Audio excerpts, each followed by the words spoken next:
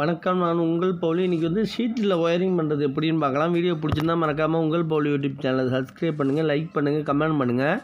உங்களுக்கு யூஸ்ஃபுல்லான வீடியோக்கள் நிறையா வரும். ஏதாச்சும் டவுட்டாக இருந்தால் நம்பர் கொடுத்துருக்கேன், கால் பண்ணிக்கலங்க, நான் கண்டிப்பாக கிளியர் பண்ணுறேன். மறக்காமல் சப்ஸ்கிரைப் பண்ணிக்கோங்க. மறக்காமல் ஏற்கனவே ஷீட்டு இந்த வீடு கீழே ஒயரிங் இன்வெர்ட்டர் ஒயரிங் தான் பண்ணியிருக்கேன். இப்போ வந்து மேலே மாடியில் ஷீட்டு போட்டிருக்காங்க, பின்னாடி மாட்டுக்கொட்டை போட்டிருக்காங்க. அதுக்காக ஒயரிங் பண்ணணும்னு சொன்னாங்க. அதுக்காக ஒயரிங் பண்ண வந்திருக்கோம். இது வந்து மேலே ஃபுல்லாக பைப் லைனாகவே ஃபுல்லாக ஷீட்டாக இருக்கிறதுனால ஒயர் போடாமல் பைப் லைனாக போடுறதுனா ரொம்ப நல்லது. பார்த்திங்கன்னா ஜங்ஷன் பாக்ஸ் கனெக்ட் பண்ணி ஃபுல்லாக ஒயர் டை வச்சு கட்டியாகுது ஃபுல்லாக. இதேமாரி ஜங்ஷன் பாக்ஸ் தான் போடணும். நம்ம பிவிசி டீ தான் போட்டிங்கன்னா டீ தான் கொஞ்சம் நல்லா மடித்து போயிடும். எலக்ட்ரிக்கல் டீ எல்லாம் ஜங்ஷன் பாக்ஸ் போட்டு கட்டினா தான் பர்மனெண்ட்டாக நிற்கும். இது கொஞ்சம் லேட்டாகும் மடிக்கிறதுக்கு. ஆனால் டீ போட்டிங்கன்னா ஒரு 2 வருஷத்துலேயே மடிச்சிடும். இந்த லென்த்தாக போட்டுட்டு அங்கங்கே லிங்க் பண்ணிக்கிட்டோம். இந்த ஃப்ரேம்லேயே வச்சு கட்டியிருக்க பாருங்க. இதில் வந்து 3-வே பாக்ஸ் என்னது போடுறேன், இது வழியாக மெயின் லைன் இது வழியாக வந்து இந்த பைப் வழியாக வந்து இந்த ஃப்ரேம் வழியாக இறங்கி இதுக்கிட்ட தான் போர்டு வைக்க போகிறோம். இந்த போர்டில் வைக்கிறது இந்த பைப் லைன்னா அதுலேயே நம்ம ஒயர் டை நெருக்க வச்சு கட்டிக்கிட்டிங்கன்னா நல்லா சேஃப்டியாக இருக்கும். இதில் வந்து ஒரு 3 ஃபேனு, 4 டியூப் லைட்டு ப்ளஸ் படிக்கட்டுக்கு ஒரு லைட்டுக்கு கேட்டிருக்காங்க.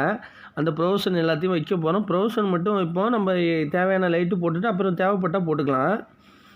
இப்போ 3 ஃப்ரேம்லேயும் ஃபேனுக்கு வைக்கிற மாரி ஃபேனுக்கு பாயிண்ட் வச்சாச்சு ஃபுல்லாக. இங்கே தான் போர்டு வைக்க போகிறோம். இப்போ இதில் பார்த்திங்கன்னா ஒயர் எல்லாம் 1 ஸ்கொயர் ஒயர் இருக்கிறோம், ப்ளஸ் பாயிண்ட் ஒயர் எல்லாம். இதில் வந்து நம்ம மீந்து கொஞ்சம் கீழே ஒயரிங் மீந்துறதுனால அந்த ஒயரிங் எல்லாம் நம்ம அதில் இழுத்து நியூட்ரலுக்கு பதிலாக அதில் ஃபுல்லாக இழுத்துட்டு அதில் இது பண்ணிப்போம். நம்ம வந்து இதில் ஃபுல்லாக ஒயர் தான். நியூட்ரல் வந்து நம்ம வந்து 2.5 இருந்துச்சு எக்ஸ்ட்ரா ஒயரு, அதனால 2.5 நியூட்ரல் போட்டுக்கிட்டோம். 1 ஸ்கொயர் வந்து பாயிண்ட் ஒயராக போட்டுக்கிட்டோம்.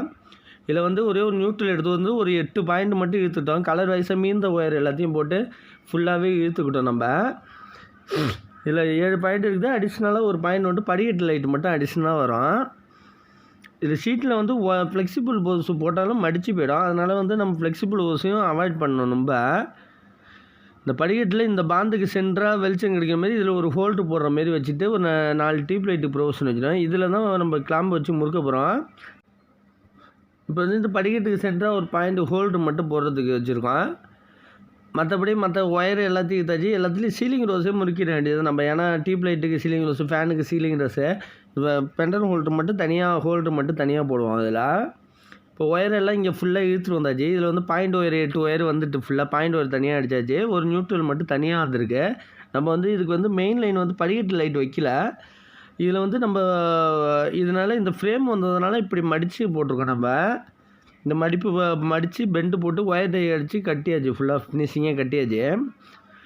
இது வந்து இப்போது ஜங்ஷன் பாக்ஸே போடணும். எலக்ட்ரிக்கல் டீ அதேமாரி போட்டிங்கன்னா திரும்பி ஒயர் இழுக்கிறதுக்கு ஏதாச்சும் இழுக்கணும்னு சொன்னால் கூட நம்ம இழுக்க முடியாது. எல்டி தான் போட்டிங்கன்னா. இப்போ போர்டு லூப் பண்ணியாவது நம்ம 12 மாடல் போர்டு தான் வைக்க போகிறோம். அதில் ஓப்பன் போர்டு ஃபைப்ரோஸ் கம்பெனி. இது வந்து கீழே வந்து மாட்டுக்கொட்டாவுக்கு வந்து நம்ம வந்து 8 மாடல் போர்டு வைக்கிறோம். இது 5 ஆம் சுவிட்சு தான் ஃபுல்லாக 5 ஆம் சாக்கெட்டு மேலே ஒன்று போட போகிறோம், இண்டிகேட்டர் ஒன்று போட போகிறோம் மேலே. மற்றதெல்லாம் சுவிட்சஸ் போட்டுறோம். இதில் பாருங்கள் 8 சுவிட்சஸ் வச்சுருக்கோம். ப்ளஸ்ஸு நம்ம வந்து 8 சுவிட்சஸ்ஸு இதுக்கு ஒரு 5 ஆம் சுவிட்சு மேலே ப்ளக்கு சார்ஜ் போடுறதுக்கு, ப்ளஸ் ஒரு இண்டிகேட்டர் வந்து நம்ம கீழேருந்து போடுறதுனால ஒரு இண்டிகேட்டர் போட்டிருக்கோம். இப்போ மேலே ஒயரிங் பண்ணி கீழேயும் 2-வே சுவிட்ச் வைக்கலாம். ஆனால் ஒயர் லென்த்து வேஸ்ட்டாக போவோம். அதனால் 2-வே சுவிட்ச் வேணால் நம்ம கஸ்டமர் வந்து மேலேயே 2-வே போட்டுக்கிறோம் லைட்டுன்னு சொன்னதுனால 2-வே சுவிட்ச் அவாய்ட் பண்ணிட்டோம்.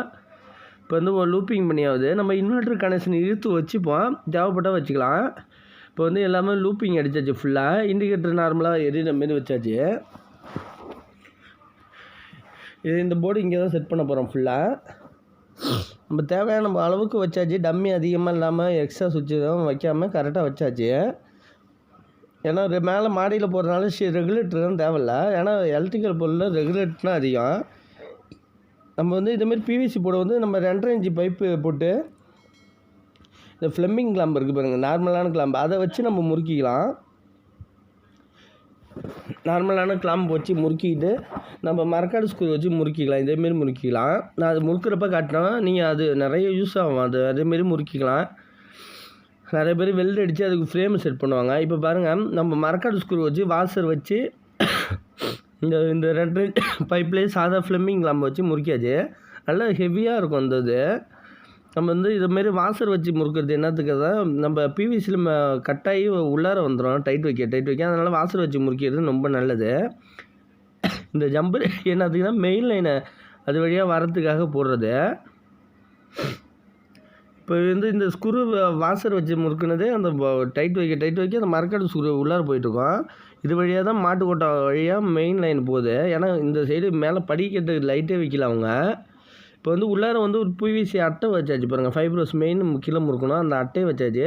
ஏன்னா ஒயர் ஏதாச்சும் மெல்ட் ஆகி ஷார்ட் ஆனிச்சுன்னா இந்த இரும்பு வழியாக ஷார்ட் ஆகும்னு சொல்லிவிட்டு நம்ம ஒரு அட்டையை வச்சாச்சு. ஏன்னா தண்ணி போட்டால் தானே அட்டை வீணாக போகுது. அது ஃபுல்லாக நம்ம வச்சாச்சு. இப்போ ஜம்பருக்கு மட்டும் ஓட்டை போட்டாச்சு.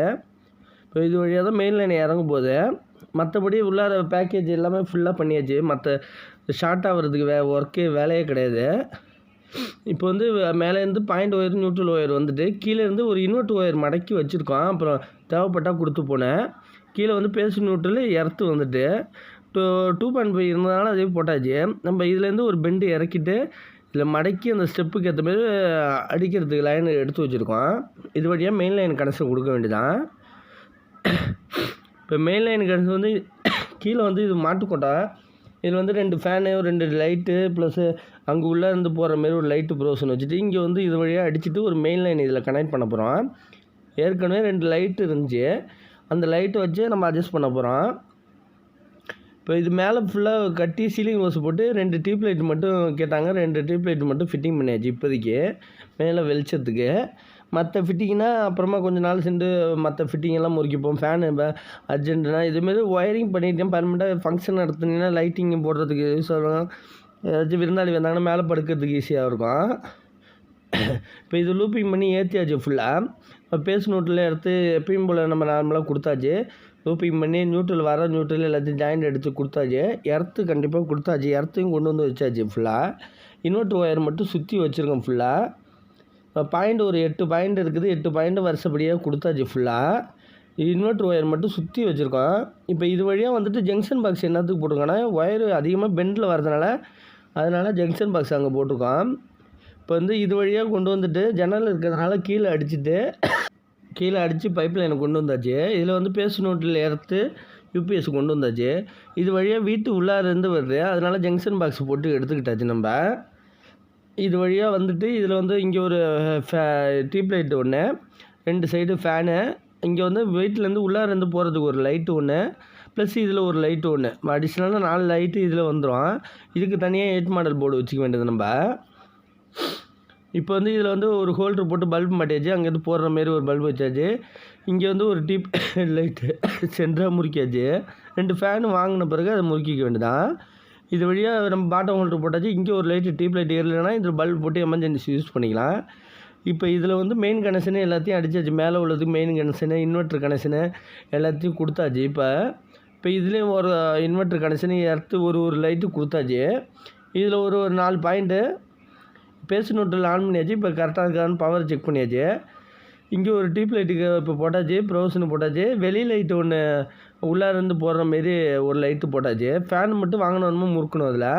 இப்போ இந்த போர்டு மெயின் லைனு மேலே போயிட்டு இந்த வழியாக மெயின் லைனு மேலே ஷீட்டுக்கு போயிட்டு இங்கே மேலேயும் சப்ளை வந்துட்டு ஃபுல்லாக. இதுலேயும் பேஸ் நோட்டில் கரெக்டாக நம்ம பார்த்தோன்னா கரெக்டாக இருக்குது. நம்ம வேறு கலர் போட்டதுனால மார்க் பண்ணிவிட்டு நம்ம செஞ்சதுனால கரெக்டாக இருக்குது. இப்போ மேலே டியூப் லைட்லாம் 2 டியூப் லைட்டு 8 போட்டிருக்கோம். ஒரு பாந்து விட்டு 1 பாந்து. மற்ற டியூப் லைட் போட்டோம்னா இன்னும் வெளிச்சம் அதிகமாக இருக்கும். இப்போ இந்த கிளாம்பு தான் பார்த்தா ஃபுல்லாக சப்ளை ஷார்ட் ஆனாலும் சப்ளை வரதுக்கு வாய்ப்பே கிடையாது. வீடியோ பிடிச்சிருந்தா மறக்காமல் உங்கள் பவுல் யூடியூப் சேனலை சப்ஸ்கிரைப் பண்ணுங்கள், லைக் பண்ணுங்கள், கமெண்ட் பண்ணுங்கள். உங்களுக்கு யூஸ்ஃபுல்லான வீடியோக்கள் நிறையா வரும். நன்றி.